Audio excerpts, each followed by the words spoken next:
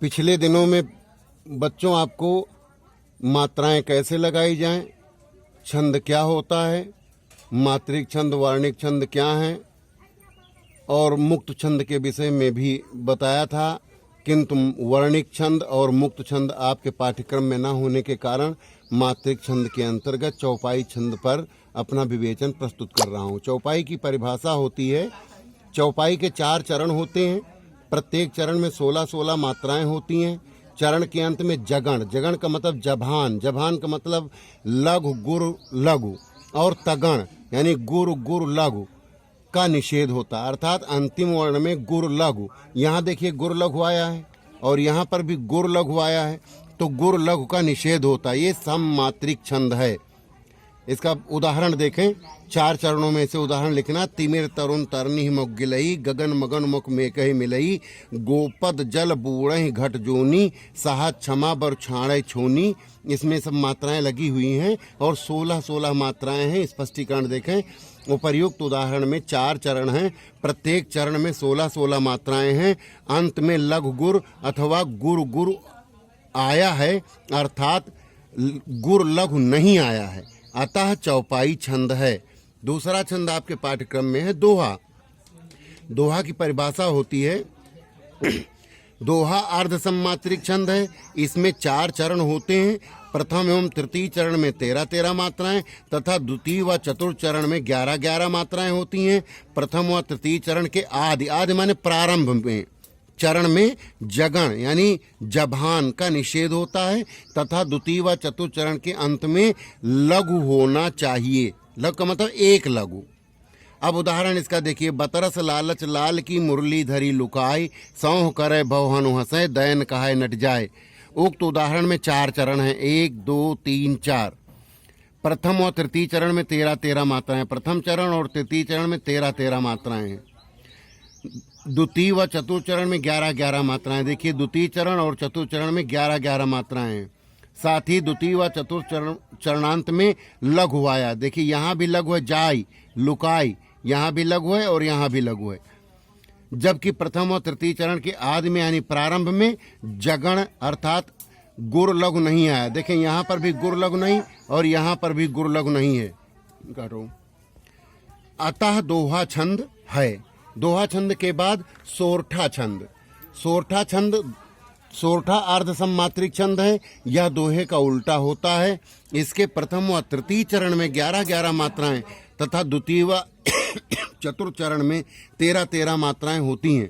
सोरठा के प्रथम व तृतीय चरण के अंत में लघु होना आवश्यक तथा दूसरे और चौथे चरण के आदि में जगण का निषेध होता है। प्रथम चरण है, उदाहरण में मैं लख नारी ज्ञान, करि राख्यो निर्धारिया, वहाई रोग निदान, वहाय वैद्य औषधि वहाय। उपर्युक्त उदाहरण में 4 चरण हैं, 1, 2, 3, 4। प्रथम और तृतीय चरण में 11-11 मात्राएं हैं। प्रथम और तृतीय चरण में 11-11 मात्राएं हैं। द्वितीय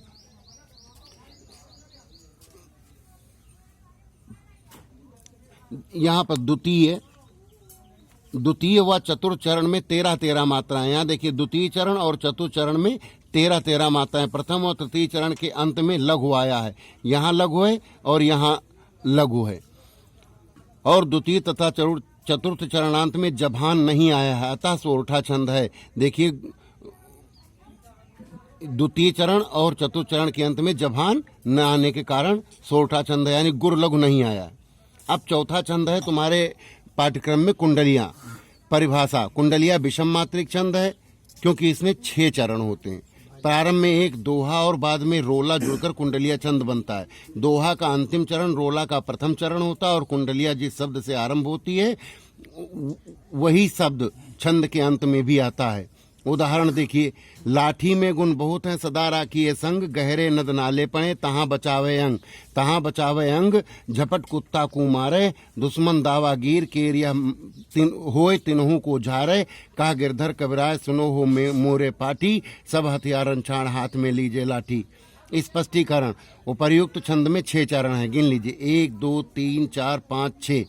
प्रथम 2 चरणों में दोहा छंद के लक्षण है क्योंकि 13-11 मात्राएं हैं, अर्थात 13 मात्राओं पर है तो 11 मात्राओं पर विराम होकर 24 मात्राएं हुई हैं। उपरांत के 4 चरणों में, यानी ये दोहा के लक्षण वाला छंद है और ये रोला के लक्षण वाला छंद है। यहाँ प्रदर्शित कर दिया गया दोहा प्लस रोला बराबर कुंडलिया। तो उपरांत के 4 चरणों में रोला छंद के लक्षण अर्थात 11 मात्राओं पर यति और 13 मात्राओं पर विराम होकर 24 मात्राएं हैं, यानी प्रत्येक चरण में इसके 24 मात्राएं हैं। प्रथम शब्द लाठी, यहाँ देखिए प्रथम शब्द लाठी है और अंतिम शब्द भी है, वही लाठी शब्द अंतिम शब्द भी हुआ है। तथा दोहा का अंतिम चरण यहाँ तहाँ बचावे अंग, ये अंतिम चरण है, तहाँ बचावे अंग, वही रोला का प्रथम चरण हुआ है, तहाँ बचावे अंग। अतः कुंडलिया छंद है। दोहा, सोरठा, चौपाई और कुंडलिया, ये 4 छंद आपके पाठ्यक्रम में निहित हैं। इनका उचित अभ्यास किया जाए, अनुशीलन किया जाए। इसी के साथ आज के अध्यापन बिंदु को यहाँ विराम देते हैं। इससे संदर्भित कोई भी जानकारी लेनी हो तो मुझसे मेरे दूरभाष अंक पर संपर्क कर सकते हैं। धन्यवाद।